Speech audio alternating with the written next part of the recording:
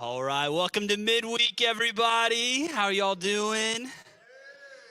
I just got an alert on my phone. I was talking to some people. It is another thunderstorm and rain coming here in a little bit. Anybody else tired of thunder and rain? My kids asked me, Cruz asked me, he's like, "Dad, is Nashville a rainforest?" I was like, "No, buddy, it's not. This is not common. At least I don't remember it being common as a kid."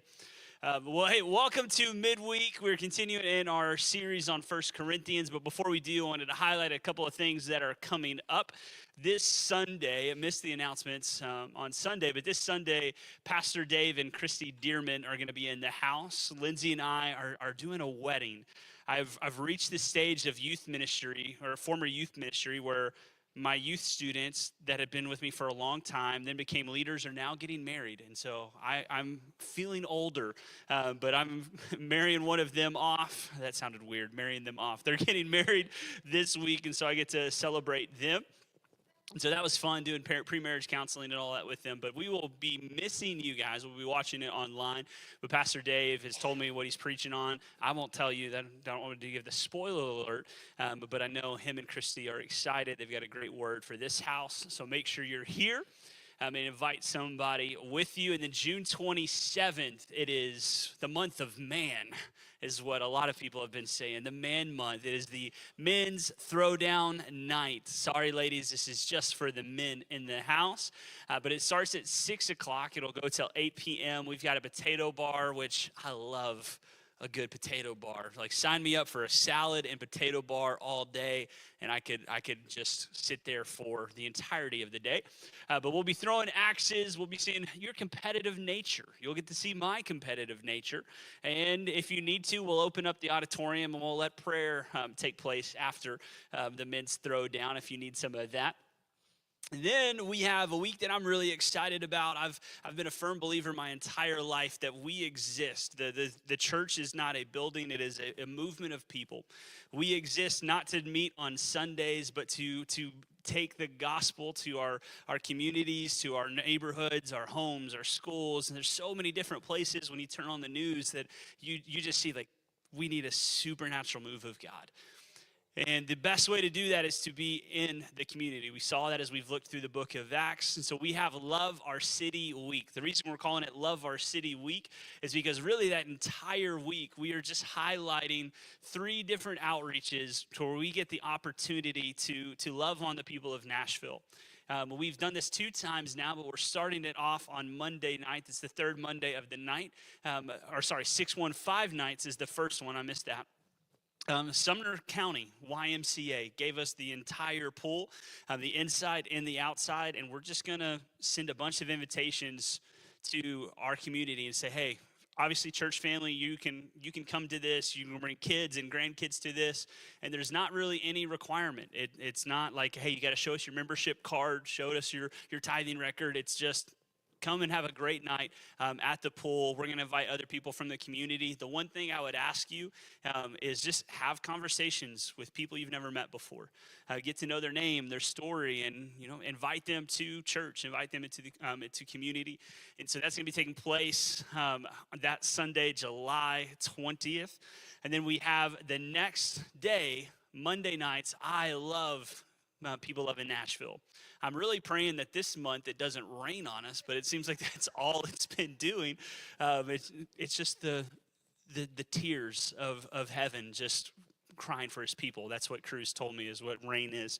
God crying for his people. But people loving Nashville will be the 3rd Monday of each month. I know that we had a bunch of people that wanted to make it this last Monday but couldn't. But we had a blast serving the homeless and the people of our city this Monday. For some of you, it was your first time, and I hope you had a great time, and hope you come back because it is a blast. I'm going to make sure that I am not playing foosball with my daughter when the meeting starts. I got a text from Lindsay, like, he's looking right at you. And I was like, oh, they have started.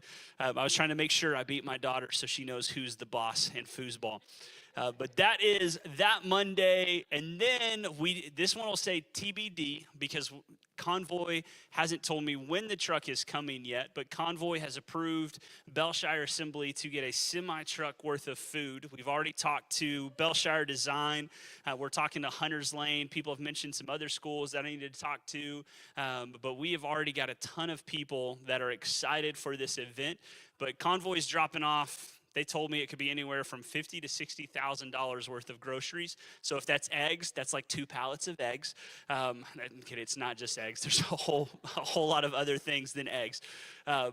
But there's going to be a ton of different groceries, and I asked for them to drop it off the Wednesday before. It's not a guarantee that will happen, but what we would do is just together as a church, we would be putting together the gift bags. And when people pull up to our property that Saturday for Love Our City, it's just smiling faces, praying over each bag, praying over the people, talking to them. We're working on talking to some hair salons and some beauticians to say, hey, haircuts are expensive. I got kids' haircut. I went to go get Cruz a haircut, I think when he first got here in Jackson, and they're like, it'll be $30. I was like, no, thank you. I will watch YouTube videos, and I will cut his hair from now on. He is a child. It should be like $5. But we're working on some of those things and aspects still, but this is going to be an amazing fundraiser. And so what I'm asking for is we're going to need a lot of Dream Team members, a lot of volunteers for that Saturday. And so invite some friends, invite some family to just give back to the community. Because one thing that I've seen as a youth pastor, one thing that Barner research is showing us is Gen Z, the generation they can be anywhere from about 13 to 29 right now. What they want to see from a church is they want to see authenticity. They want to see a supernatural move of God, nothing faked, nothing phony, but they want to know, is a church actually serving their community? Or is it just a building, a brick and mortar building? And so I've already gotten text messages from people that have heard about different things we're doing, people loving Nashville, like, hey, I don't go to your church, but I'd love to be a part of that.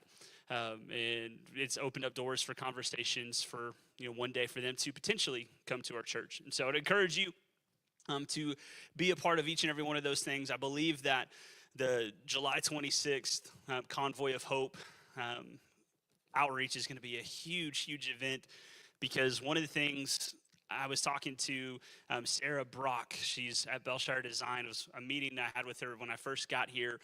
Bellshire Design, I think, has just shy of 400 kids, and she told me every single kid in that school, it's around 375, I think is what she said, every single one of them is on free lunch. And she was like, Nathan, food scarcity in the summer is very, very hard because we don't get as many things donated to our food bank, and kids can't rely on a free breakfast and a free lunch. And so they go home and they don't have as much to eat. And so she is very excited for this. We've talked to her, talked to Dr. Black, and we're continuing to work with other schools in the area. All right, well, we're going to dive in. You guys ready? Going to dive in like my kids dove into the Bellshire grass yesterday in the latest storm. It was a mess. If you didn't watch it, I don't know if Lindsay posted it on a story. Yeah, I'm just hearing the rain come down, and all of a sudden I hear, yay! I was like, what is that? And it was Gracie and Jackson running around. Cruz is sliding around on the ground. Jackson lifts this boulder that's actually pretty good size for a 3-year-old, and then he claps. It was amazing. I love being a dad. I was telling Pastor Terry Bailey today, I told him he has his bookshelf in alphabetized by the author, and so did I until I had kids. They just messed it up, so now I just throw it in there and try to find, because I got tired of looking it over. But I was like, as a dad, especially during Father's Day season and even after, I was like, now that I'm a dad, I can't tell you how many times I've texted my mom and dad and apologized for every tool that I moved and played with outside, apologized for all the different things, but I wouldn't change it for the world. All right, we're continuing our series in the book of First Corinthians, a letter that has called us again and again to grow up in our faith, to mature in our faith, not just to show up every Sunday and to occupy a seat, but to actually examine our lives and to examine who we are as a believer and a child of God.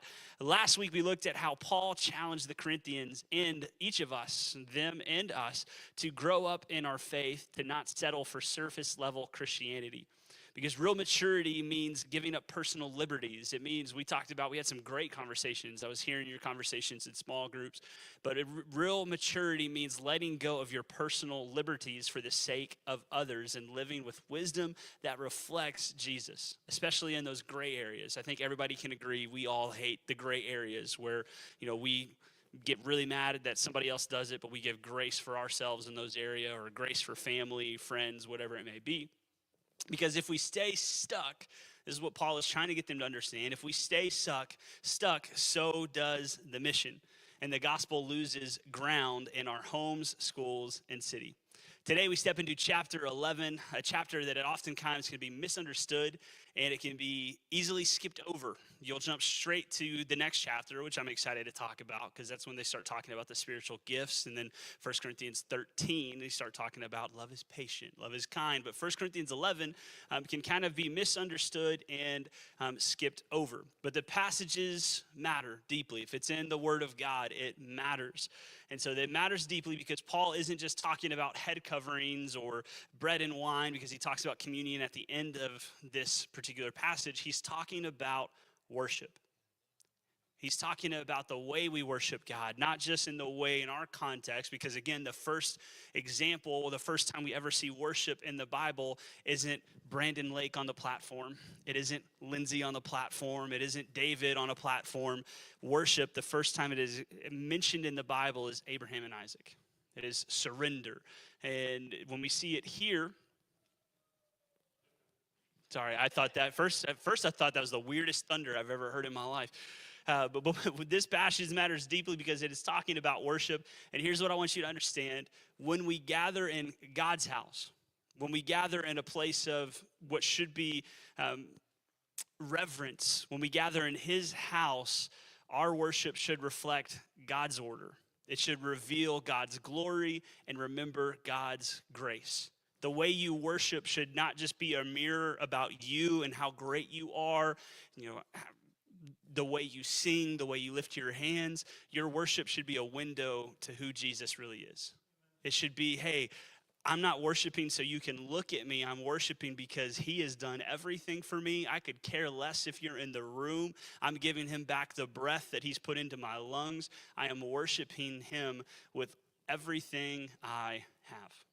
1 Corinthians 11:1, Paul, he opens up this portion of the letter and in our context, and he says, and you should imitate me just as I imitate Christ. Paul has spent the last 10 chapters calling the church towards maturity, and now he calls them to order in their worship. And we're not called to love people. We mentioned this a little bit during Love Our City Week and that announcement. We're not just called to love people on Sundays or midweek on Wednesdays. We're not just called to occupy a building. We are called to be a movement. If it just moves you, then it's not really a movement. It's just bad Taco Bell or bad Chick-fil-A. We are called to be a movement to the city, telling people everywhere about Jesus and reflecting him and not ourselves. And so before we dive into this chapter, I want you to understand that this isn't just about rules and rituals. It's about reverence and remembrance. The title of the message, I thought I gave you a lot of fill in the blanks. I made it really hard tonight. I think there's only 6. But the title of the message tonight is Glory in the Order. Glory in the Order is what we're going to talk about. We'll dive in together, but before we do, will you pray with me? Since Murray State's out of it, I haven't talked to you about this yet, David, but are you good with Coastal Carolina? I don't want Arkansas to win. Okay, said the quiet part out loud. All right, let's pray about things that actually matter, the kingdom. God, I thank you for who you are. I think it's the honor and the privilege that we all get to have to be here tonight, to study your word together. I pray that it wouldn't just be a once a week thing or a twice a week thing on Sundays and Wednesdays, but I pray that the word of God would come alive in each and every person that is here tonight and watches this message, God, that they would dive deep into the word, that they would study it, that they would observe it, and they would apply it, and they would pray, your will be done on earth as it is in heaven. Father, you see everything that's happening around in our world today. I pray for peace, but I also pray for a supernatural move of God in every single church. In this church, and every church in Nashville, and every church in Tennessee, I pray that the church would rise up all across this world. I pray for friends of mine that are pastoring in Los Angeles. I pray that you would give them wisdom and grace and to lead a holy movement in that city. God, I pray that you'd continue to watch over Israel. God, I pray that you would move mightily, God, in that nation, that you would continue to protect them and give wisdom to each and every leader across our world. Thank you for who you are. So we pray, amen. All right, you guys ready? Have you ever walked into a moment that you knew should have been amazing, spectacular, like catch your breath, like, oh, wow, that was amazing, only to get ruined by chaos, by a lack of order, by messiness? I used to love this show. I still love this show. You know I like cooking shows because I like the competitive nature of just somebody opens up a basket and it's like, what am I supposed to do with this? And then they make this beautiful thing and you're like, I would have just made mac and cheese. I don't know how they got that out of this. But there was this show that I used to like called Diners, Dive-Ins, and Drives. Still like it. But I used to, whenever Lindsay and I were getting married, or when we were married and we would go on vacations and road trips because we were, newlyweds, and that's cheap and still prefer that. But I would always try to look up like, hey, is there any Triple D stops along the way? And there's a couple, though, that we had seen that I would pull up and I was like, oh. You just kind of like, I don't know. I've seen Triple D, but I've also seen Gordon Ramsay's like secret kitchen. And they've got rats and different things in the back, and this place looks like this is where cockroaches were born. But there's moments where it's just like, this doesn't seem to be great. Like it should have been an aha, this is amazing moment. For you, maybe because of the chaos, it just was out of order. For you, maybe that was a wedding you went to. I've been to so many weddings, and some of them are beautiful settings, but because I didn't know the order of things, it was chaotic. I don't know if I should say this, but I'm going to say it anyways. I'm going to get in trouble. This is what the bride wanted, and so that's totally fine. But I did this wedding recently in this past year, and it was one of the most beautiful weddings I've ever been to. But as the officiant, it was crazy. I didn't do the pre-marriage counseling. Somebody else did the pre-marriage counseling, and so I couldn't ask my typical questions that I normally ask. And I get there, and there's a language barrier between me and the wedding planner. And so I have no idea what I'm supposed to do, where I'm supposed to be. But everybody else was enjoying it. But my Enneagram 1 personality, my perfectionist mentality was just like, this is terrible. I hate this. Because they get to the part where it's like, hey, will you take the rings? And they give me the rings. I have no table. And so I've been holding my iPad. Somebody who tied the rings down had like duct taped them, and it was like, and I've got one mic and I'm trying to be like, and I'm doing this for 10 seconds, trying to keep the moment. Nobody offers to help. And finally I give it to the best man. I'm like, here, you do this. It was chaotic, but it was still beautiful and breathtaking, and still by far one of the best weddings I've ever been to. But we all have those moments where we walk into something and you're like, man, this should have been great. But because of the dinner placement and our family gathering, it's going to be chaos. Because of all these different structure, the lack of structure, and nobody knows what's going on, it's going to be rough. Paul is writing to the Corinthians in chapter 11 to tell them, if we want to host the presence of God, we need to honor the ways of God. And there's lots of different scriptures that can point that out, but we're going to kind of dive deep into 1 Corinthians 11. Point 1 is honor God's order. In chapter 11, verse 1, it says, and you should imitate me just as I imitate Christ. I am so glad that you always keep me in your thoughts. and that you are following the teachings I passed on to you. But there is one thing I want you to know. The head of every man is Christ, the head of woman is man, and the head of Christ is God. A man dishonors his head if he covers his head while praying or prophesying. But a woman dishonors her head if she prays or prophesies without a covering on her head. For this is the same as shaving her head. Context, we'll dive deeper into context. One, Paul's not advocating that women shave their head, but he's also not saying women cannot pray or prophesy. What's happening in this context is the temple prostitutes, to identify themselves, did not wear a head covering culturally, and their hair was shorter.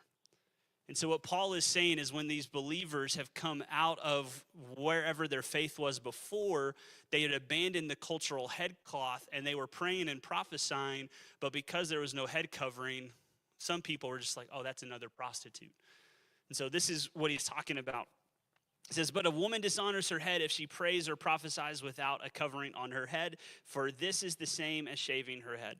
Yes, if she refuses to wear a head covering, she should cut off all of her hair. But since it is shameful for a woman to have her hair cut or her head shaved, she should wear a covering. So he opens up saying, imitate me as I imitate Christ. God's design for you and me should bring dignity, not division. The way that he's designed you and me, the way that he's designed order scripturally should bring dignity to the body, dignity to a couple, dignity to the church, not division. Paul's addressing disorder in worship, specifically gender roles and public decorum. But I want to be really careful here because the issue wasn't about head coverings as much as the heart behind the worship. God created order between man and woman not to diminish, but to display his glory. And some people will take 1 Corinthians 11 and they'll take other passages as men to try to just roll over, reign over, and dominate women. That's not what's supposed to be happening. It should be a partnership and a relationship, but Paul is trying to bring order back into the house. And God created order between man and woman not to diminish, but to display his glory. In the early church, we mentioned this, women had great freedom, more freedom than anywhere else in society. So Paul reminds them that freedom doesn't cancel out humanity and humility. The prostitutes at that time, I mentioned this, they did not wear a head covering and had short hair. And Paul is telling the Corinthian women to still honor cultural norms, so set yourself apart from the world. So they don't get confused as a temple prostitute, so they don't get confused as somebody culturally in the world. Basically, what he's trying to get them to understand is, one, yes, honor cultural norms, but reverence and worship matters. Refusing to honor cultural norms like a head covering was distracting and dishonoring. We might not deal with head coverings, and I'm glad that we don't, but we do still deal with a heart posture and a heart position.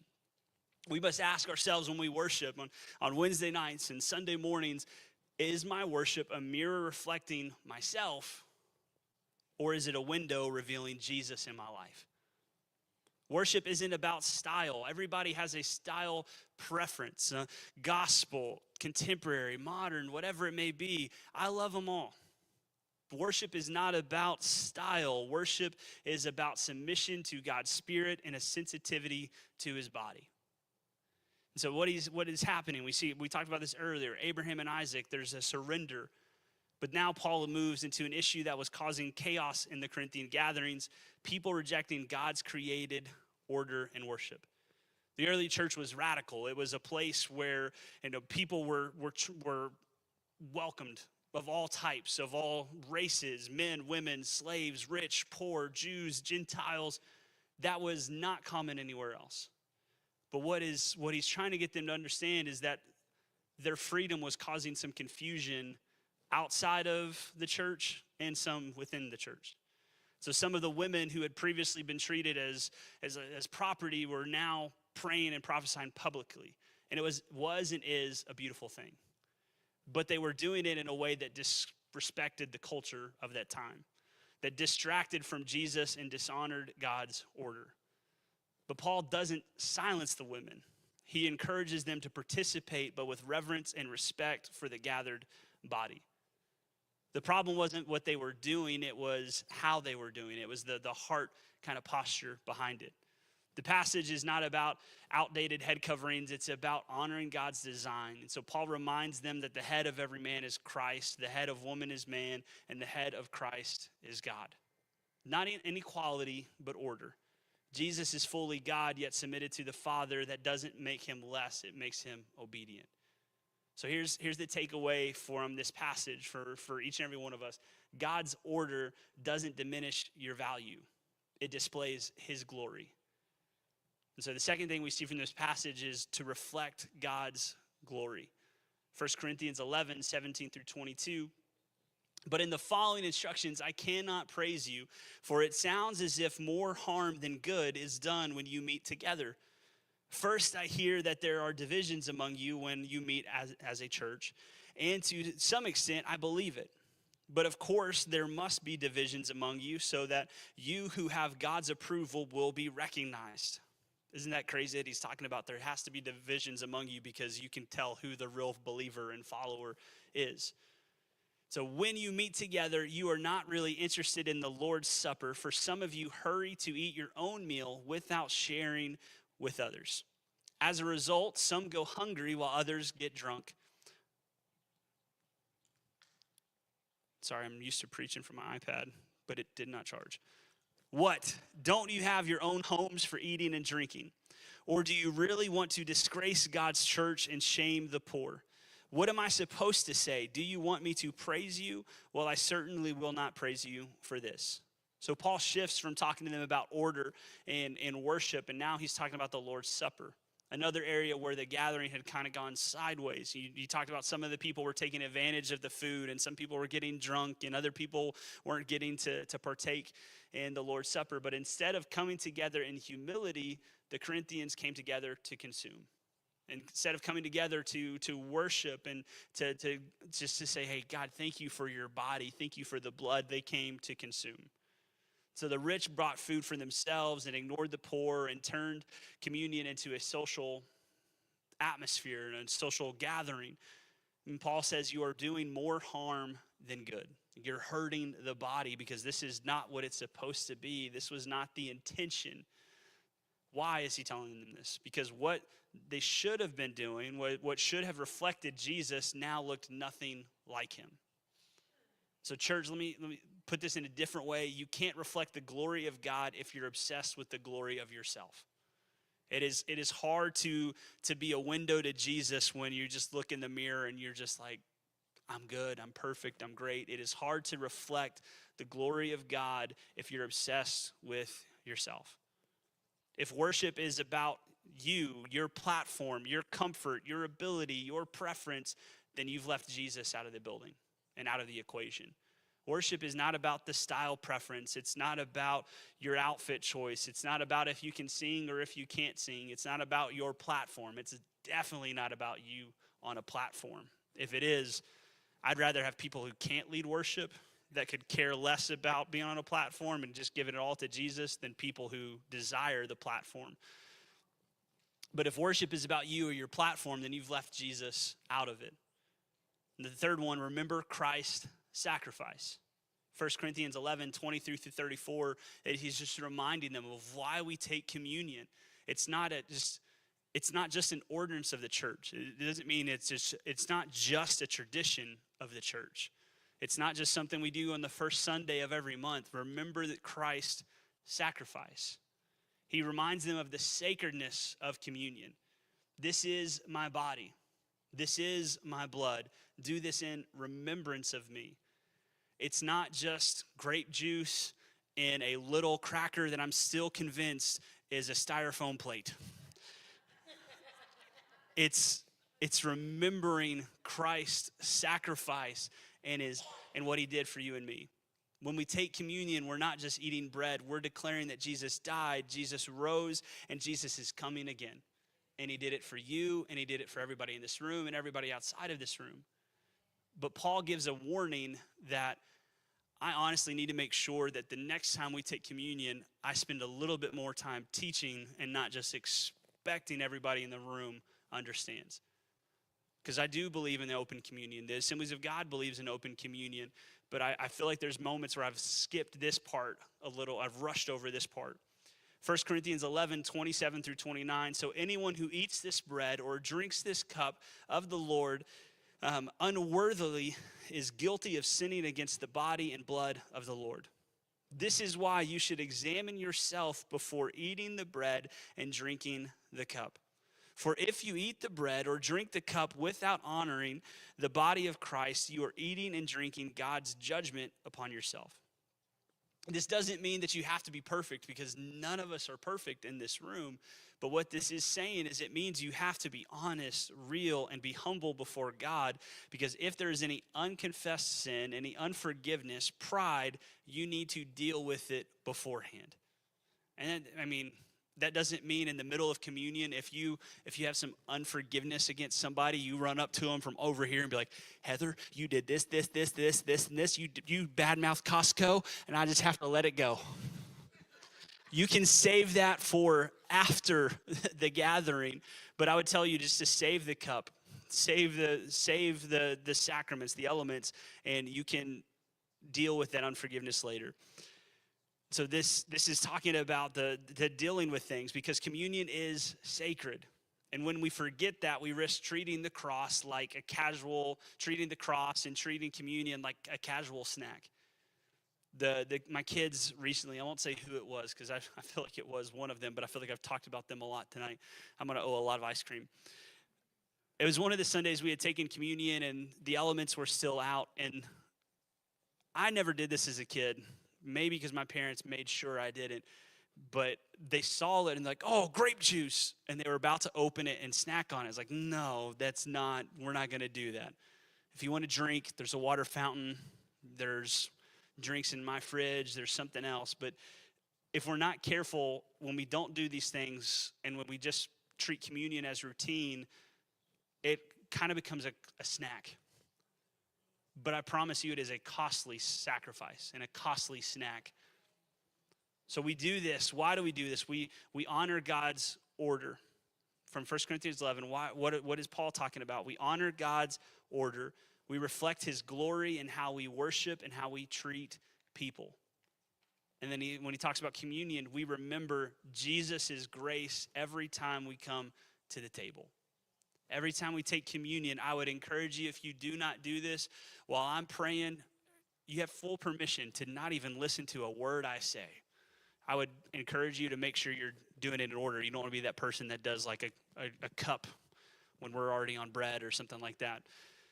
But when I'm praying, as a kid, I would always have my moment. I would listen to the pastor. I would listen to the person taking communion, but I would just let everything. I would just prayer that David prayed, Lord, search me. If there's anything in me, if there's unforgiveness, if there's pride, if there's something, don't just listen to what's being said up here. If it's Ricky, if it's Brad, if it's me, let God search you. But don't just let that be a communion thing. Let that be an everyday thing. Like, God, search my heart. Am I reflecting myself and my issues, or am I a window to God's grace in my life? So we remember his grace every time we come to the table. But what I love from this is if we really want to see revival in our city and our churches, which is desperately needed, worship has to be a place of reverence. God's house has to be a place of reverence. Your life has to be a place of reverence.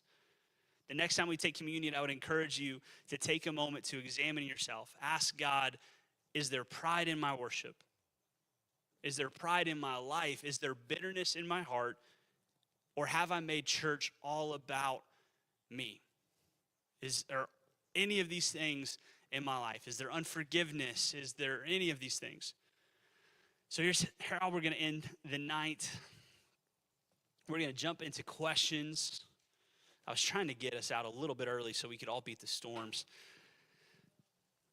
And then I'm going to pray that there are no more storms. But there's 5 questions. I'll break you out into groups. We'll give you 2 to 3 minutes. If you want to get out early, I'll give you 2. But if you want to dive deep, I'll give you 3. We'll give you 3 minutes to talk about these questions, and we'll come back together. Number 1, have you ever walked away from a church service or event and felt like it was more about the people on stage than it was about Jesus? If so, what do you think caused that? And how do we avoid that? So take a moment talk about it, and then we'll come back together.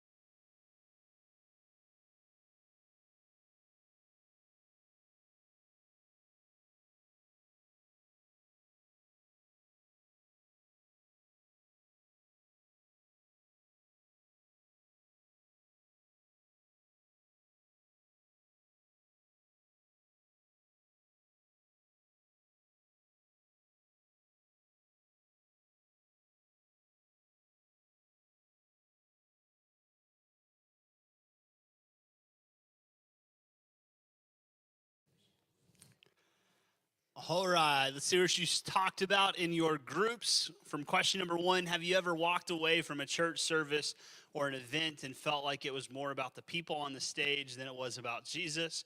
What do you think causes that? And then a question I didn't put in there, how do we stop that from happening? What did you talk about? Yeah, yes, yep. Yeah, pride. Yep. Yeah. Yep. Yeah. Yep. I brought an evangelist in one time. His message was great. It was all theological, but when we got to the altar, the the Holy Spirit was moving, but he would come up about every 8 seconds, and it was, if this is doing something for you, raise your hand. And then it's like, why do you need to know? They're already here. And then he'd leave 8 to 10 seconds later. If this is doing something for you, raise your hand. And in my mind is like, all right, I've never taken a mic from somebody before, but you're about to lose it. Uh, because him and I had conversations after, because he stopped shortly after, thankfully. But still to this day, I have no idea why he did it. The only thing I can think of is feeding self rather than letting people have a moment with God. But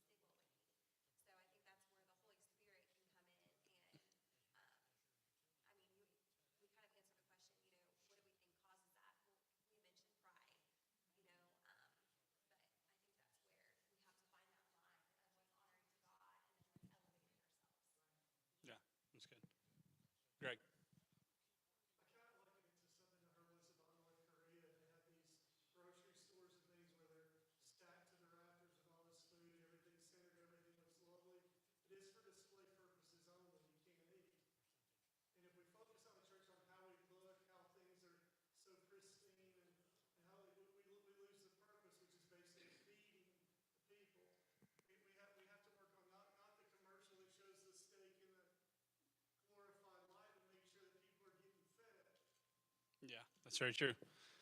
Very true. And now I want a steak. All right, number 2. Where in your life do you find it hardest to put others before yourself? What would it look like to surrender that area for the sake of someone else's growth or an encounter with Jesus? Take 3 minutes and talk about it, and we'll come back together.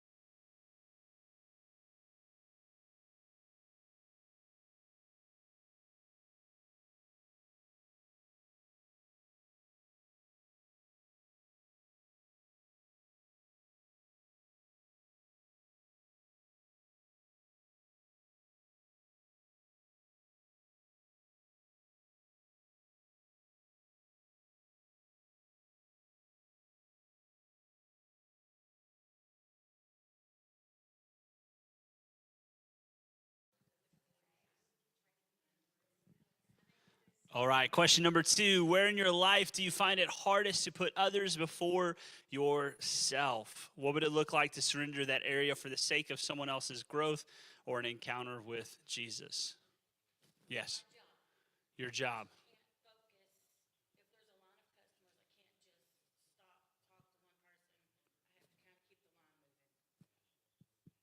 I honestly didn't know that until I saw like on a board. I think it was at BJ's when I dropped off your keys, and Costco has one too. I was like, oh, no wonder they're not always super talkative and friendly. They're trying to funnel me through like cattle. Yep. Okay. Yep.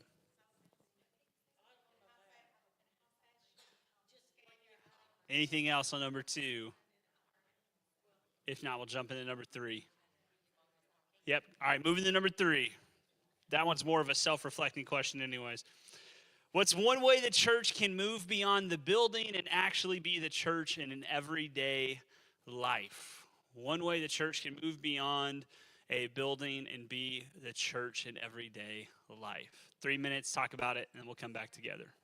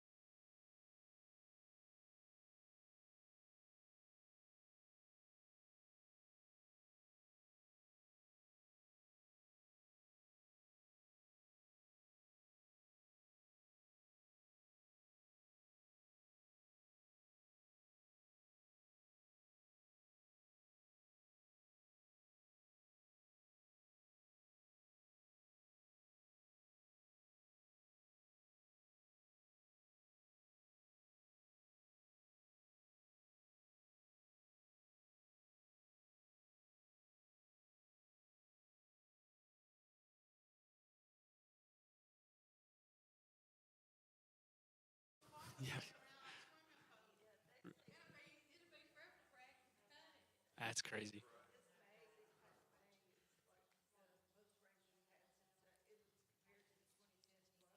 That's what I was assuming, that it would be close to that.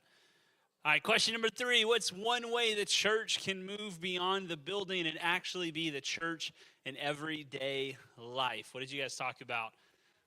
Outreach, 100%. Serving others. Yep. Yeah.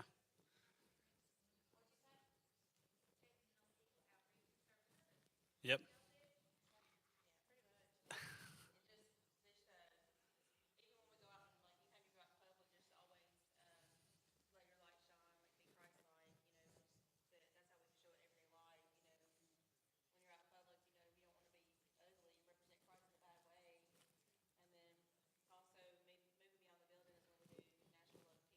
Hmm.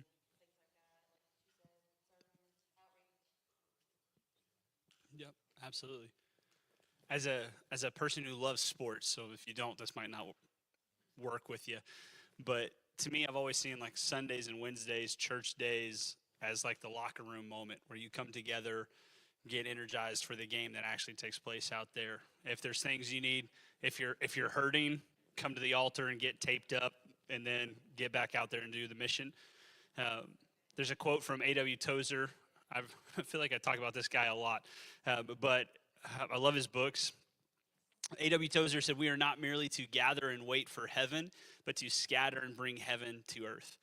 And we had this statement that we had talked about potentially maybe just putting on social media or just different things, but in Nashville as it is in heaven, in BJ's as it is in heaven, in the nursing home as it is in heaven. As a believer, anywhere and everywhere you go, you should be bringing a joy, bringing a light, bringing peace in heaven into that place. And so, yeah, those are all great things. Anything else from that one? Love it. Number 4, why do you think we struggle with the word order when it comes to God and church? If so, maybe you don't. What if his order is actually the key to freedom? Take 3 minutes, talk about it, and we'll come back together.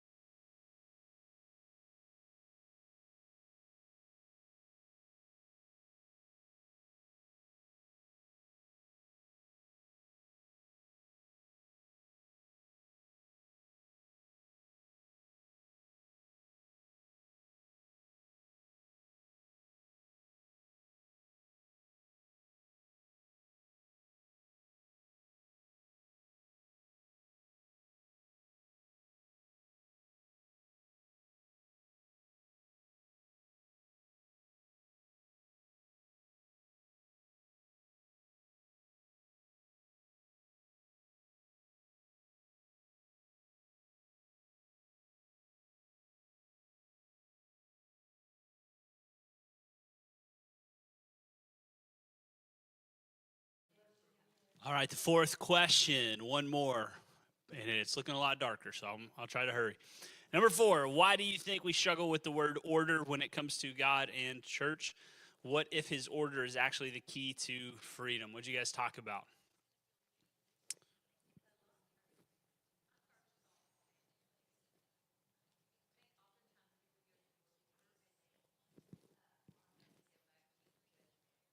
Yeah,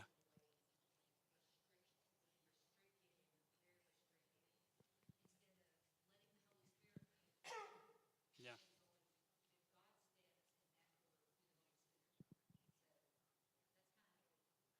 yeah. That's very good.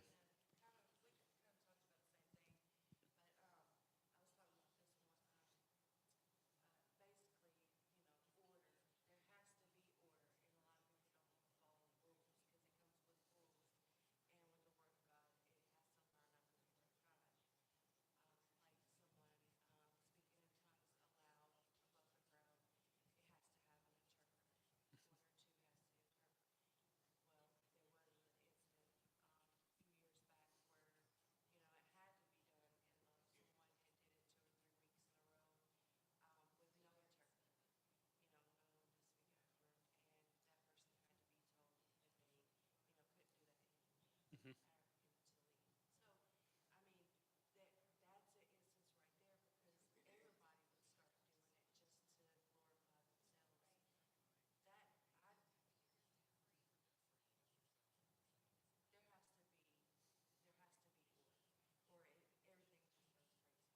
Yeah,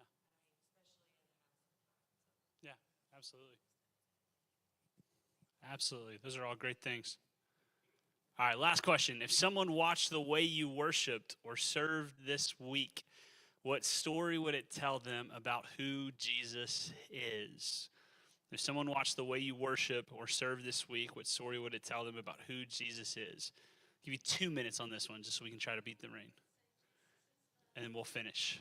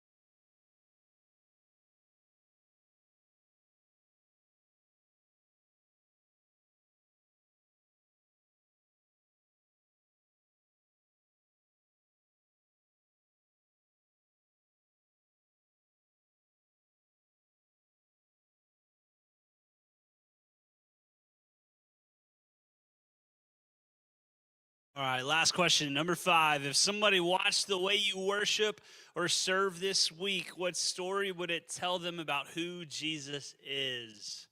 And I understand this one's also kind of like a personal one too, but I just wanted to get you thinking. What do you think? Yeah, Jesus is love, hopefully.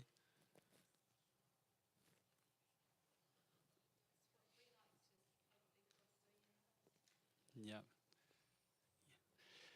Well, you can reflect on that one more. It seems like I don't. those are all, that's a great answer. Jesus is love. I think everybody in here, when I see you worship, I think everybody can, for the most part, can tell when something's genuine. And everybody in here, and a lot of the ones that are watching online, when I see you worship, there's never been a doubt of is this genuine or not. But what I would encourage you is, one thing I've found in life and in ministry is that if you're wanting people to get to one level, you need to double what they need to be at. And so Sunday morning, when we come together, Pastor Dave and Christy are preaching. She's leading worship. They're going to team teach. But I would encourage you, worship. Don't just do this. I forget the comedian, but he made like little jokes about the way some people worship. Like, this one's holding the TV. There's obviously two hands, and there's the look at my fish. Like, find ways to worship. If you worship like this, move to this. If you worship sitting down, stand up for one song. Just push yourself a little bit farther, because somebody is watching you, and your worship might be the thing that leads them to worship harder and leads them to a breakthrough. But obviously make sure it's pointing to Jesus, not to you. Some reflection, some homework from the talk today, the message today. Before Sunday was gathering, before worship, I would encourage you, if it's on the way here, spend 15 minutes in your own private worship in the car or at home. If you need some worship suggestions, we'll put a playlist on Spotify, Belshire Assembly. But spend 15 minutes and just pray and just say, is my worship, you and God, is my worship reflecting me, or is it a window revealing Jesus? And then write down what God speaks to you. If you're driving, do not write it down. Just write it down later. Just try to remember it. Voice text it to yourself, whatever you got to do. And then when he speaks to you, ask God to realign your heart with his. The next thing, worship is not just a Sunday and Wednesday thing. We talked about it. It's more than songs and melodies. It's a surrendered life. It's order. It's obedience. But I would encourage you, create a moment of worship at home this week. Find a place, if you've got kids or grandkids or a yappy little dog, find a place where your dog won't follow you, where your 3-year-old Jackson dog won't follow you, and worship God in those moments. Take communion, sing a song, sit silently, whatever you need to do, and just seek God and ask yourself the questions that I ask myself when I take communion. Search my heart. Is there any unforgiveness? Is there pride? Is there anything in my life that I need to get rid of? And then we'll come back together. It's going to be an awesome Sunday. Make sure you're here. Bring somebody with you. Next week, we are in chapter 12, and then July 2nd, we're taking the Wednesday off. Kids are going to be at kids camp that Sunday, June 29th. They get back on the 2nd, but it's almost July 4th. Get some hot dogs at BJ's, Costco, Kroger, wherever you need to go. Just make sure if you're in Heather's lane that you're not getting her in trouble by talking to her. But no, that would get you in a lot of trouble. Don't do that. But enjoy. We love you guys. It doesn't look like it's raining yet, so there's some umbrellas, though, if you need them, if you didn't come prepared. If you need a boat, I don't have one. Be blessed.